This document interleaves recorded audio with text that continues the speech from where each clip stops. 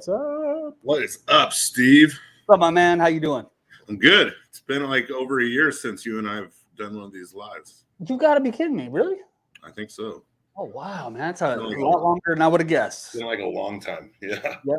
I haven't been much on social media, at all. Like, just the market shifted, and I'm working a lot more for a lot less business. So, like, really, I've been terrible at it. So I'm gonna commit to fixing that today. Yeah, and it comes in handy. I mean, constantly I'm being told, hey, I saw this that you did online, or hey, I watched one of your videos, and yeah, it really helps. So it's got to be part of your business. I've noticed I've been making a lot of phone calls lately, Steve. Yeah, you and me both, brother. Compared to the last few years. And I'm not complaining. I like making phone calls. I find it fun having the conversation. I find it fun to kind of gamify it. And, how do you get someone not to be pissed off at you because you intruded on their day? Yeah. Like, do you like the calls? I get them nonstop, and I'm a salesperson, so I got to answer my phone for every call, and half of them are robots, and the other half don't say anything. And then can't forget about Marriott. Right. That's what I just won. It's the same thing as yesterday, but I get it. Nobody wants to be called out of the blue like that. No, but I've noticed that if you come from a place of value, right? If you're calling them because you want to sell their house or because you want to sell them a house, that's not a place of value, and they're going to retreat, right? But when I call, I say, hey, this is Matt Moreno with Moreno Real Estate Team. How are you today? Yep. Every single time they're like, great. How are you? Very rarely do I get pushback on how are you doing today? And then after the initial, great, I'm doing great. How are you? I'm like, I'm just calling around to people in my database, trying to provide a piece of value to everybody that I'm working for. Do you have any questions real estate related that I might be able to answer for you today? Yep. You just shut up. And 9 times out of 10, they have some like question that's been on the back of their mind that they shoot at you. And you can always work in the component of the fact that you're a salesperson once you have the conversation with them, getting them to know, like, and trust you. For sure. And let's face it, like, 50% of the people, they're looking for a house. They don't need my help today. They're just looking at the properties that I've been sending them anyways. Yeah. But if we do a little bit of the work, and I didn't realize everybody didn't do this, but this might help your audience, is when somebody says, hey, I'm looking for a 3-2 in, Sacramento, blah, blah, blah, it's my budget.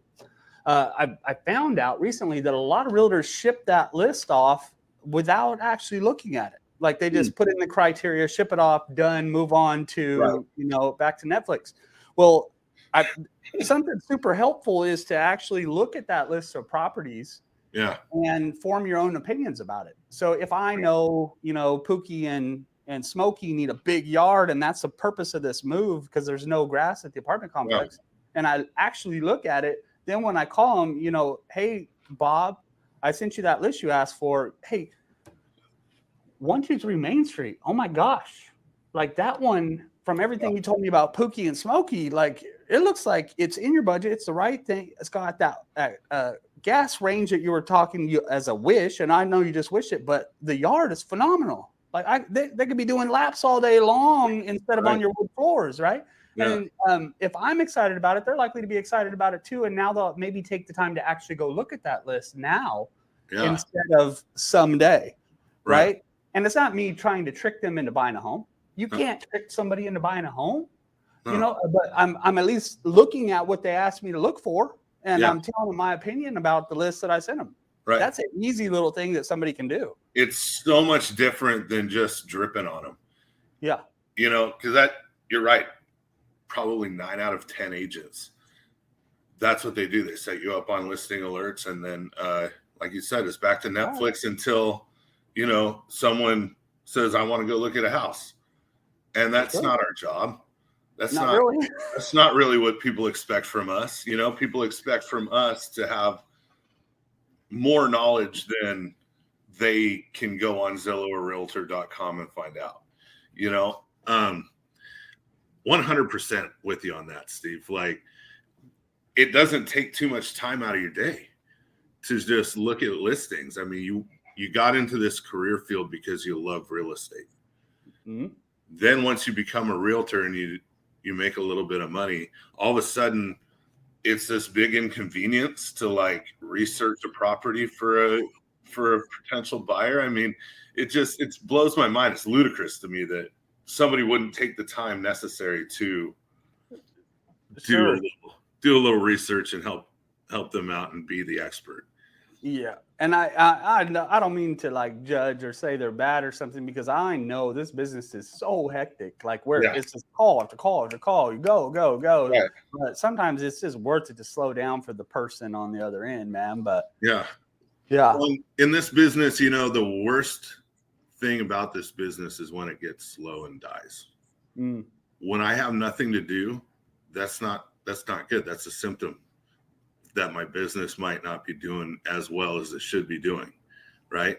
So I've been really focusing on going back to the basics, doing exactly what I did originally, and all of a sudden business is booming and we're going and showing properties all over the place and having fun again. You know? Excellent. Yeah, I think that's something that that I learned from this shift, that you got to fight for what you believe in, for what you want. Yeah, and part of that's doing the prospecting. I don't want to do prospecting either. Like I had a nice vacation from it for quite a few years, you know, because there was enough business to where you know, it's just coming in. But you know, it is what it is. That's part of what we do. Yeah. So you've got this thing coming up in what, on Monday? It's super soon, Matt. You would think think it I was would like know the 27th. Yeah, I think it is. I know where it's at. It's at the Harvest Room, Okay. and I can tell you why we're doing it. Yeah. So they came in and they did an event at our local association, and there was I didn't count them, but I would guess there's somewhere between 12 and 15 people showed up for it or whatever. And I go everywhere for training. I love training. I can't learn enough. Yeah. But I sat in there, and the events that I go to, they're pretty high level. Like they're fun too. Yeah. But I'm learning from people that sell thousands of homes. And this cat came into our little old Yuba City and told me almost 100% of what he told me was things that I had never heard in this industry. Really? And I'm like, wow. So we got to talking. I partnered with him on some stuff. I don't get paid for this event, but the last event cost us a ton of money just to bring some value to the community. Right. But I was just intrigued, and I think that when people go and hear these things, they could, like, there was about 6 strategies that he covered and showed proof of and stuff. But it was mind blowing how much business one could generate with just one of those. Now, I don't want to let the cat out of the bag, because it's a great presentation. He's very educated. He works with the highest level agents, so he really knows his stuff, and he's been in the business for years and years longer than me. But one of the things happened to be something that I had learned in probably Texas, that group out there. Right. But it was a guarantee sell, because what we're trying to do is remove some of the fears off of a buyer so that they can feel comfortable making a decision of this size. Not everybody does. In fact, some people will spend their whole life renting because they're so worried about being trapped in one house for 30 years. Right. But it was as simple as, a written guarantee that should they not like the house in a year or their situation changed, that I'm going to sell it for them for free. Right. And out of all the times I offered that to people that were struggling with that decision, they didn't want to do it. And I'm like, well, it's a fixable situation. What I'll do is I'll turn around and sell the home for free so that you're not out anything. But only one time in all the years I've been doing real estate did somebody say, hey, I'm in a situation and, you told me you would do this for me. And absolutely I will. His situation turned around. He didn't end up needing to sell it. I was perfectly willing to do it. for them and, to be a man of my word.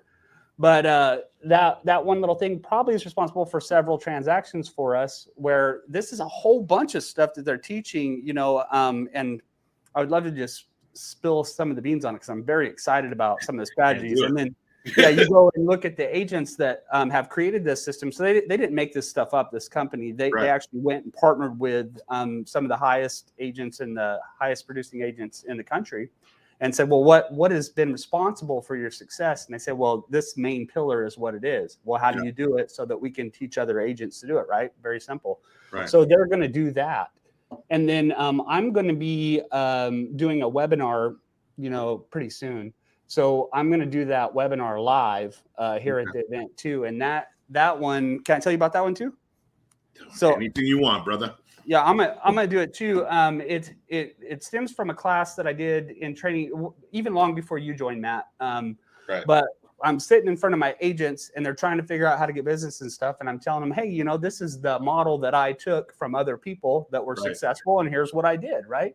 And the feedback was heartbreaking from my own organization, my team back then.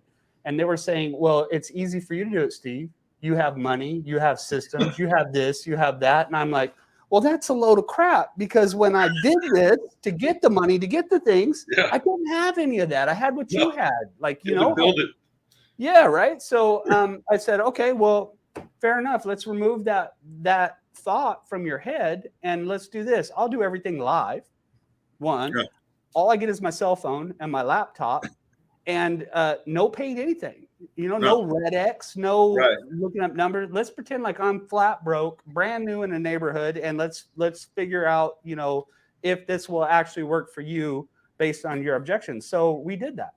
And now you can make way more in a month, but we wanted to keep it realistic for the agents. 100K in 60 days, not that hard. It just takes consistently showing up, doing the work every single day.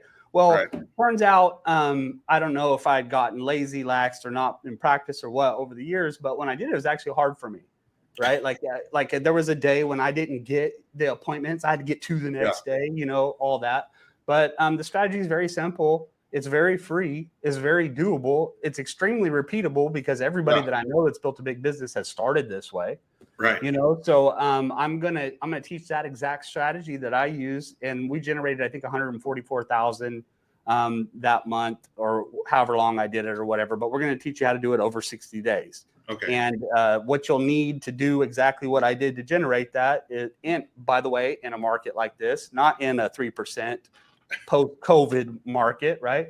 It's just simply doing a certain number of things every single day, from text messages. I tell you what it is. Who to call. I tell you what to say. Where to get the numbers. I'll show you how to get the numbers. What to say to your sphere. I'll show you how to do that. How to add to your sphere. Very simple.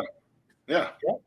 Well, I say simple if you can show up and do the work. If you really, really want it, it's easy to do. But you're going to have to show up like you would to a job. Unfortunately, I hate to throw that word out there, but you have to show up and do the work. And it's not hard. It's not hard.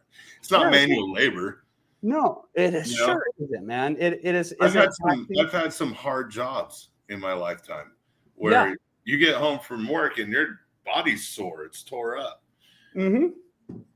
I was a mailman for 19 years, Matt, and people think, oh, well, that's you're skipping through the sunshine, putting letters in a box. Yeah, that sounds pretty easy, but they don't see the part where it's dumping rain, the mail's sticking together, it's pitch black outside, no street lights, and you're trying to figure out the address of the next piece, or the dogs that you fought all day long.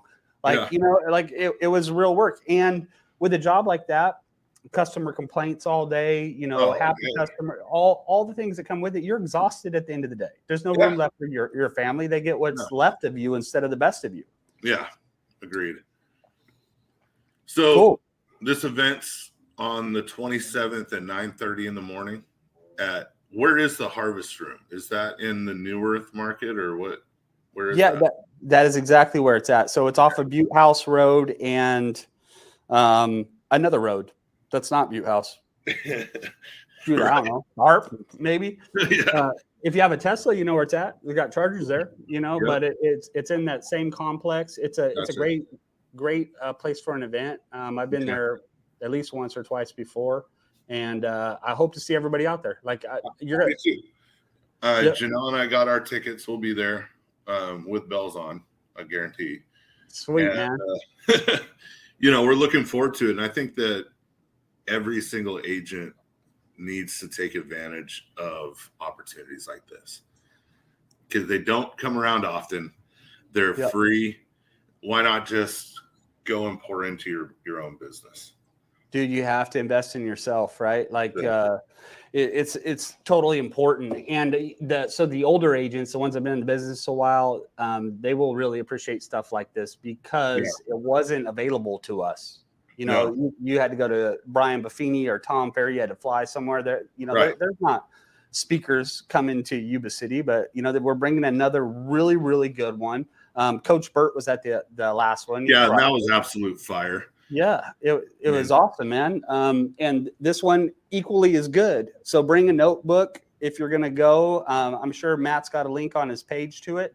Absolutely free, no strings attached. I actually need you to send me over an Eventbrite link for it so I can. Oh shoot, buddy. Yeah, happy to. And you can post that in there. And I'd love to see many faces and hang out afterwards a little bit if you want to talk shop. I love getting the questions from, and I don't care what brokerage you're from or whatever. You need help, I'll help. Right. And breakfast is provided, correct? Serious? Oh, sweet. Yeah, I don't do the marketing part. I'm just supposed to show up and you just show up and you're like, what's up? Yep, just show up and deliver the strategy I use. I got the easy job. That's the value. Right on, brother. Well, hey, thanks for coming on with me today. Stick around for a couple minutes. You got it. All right, brother.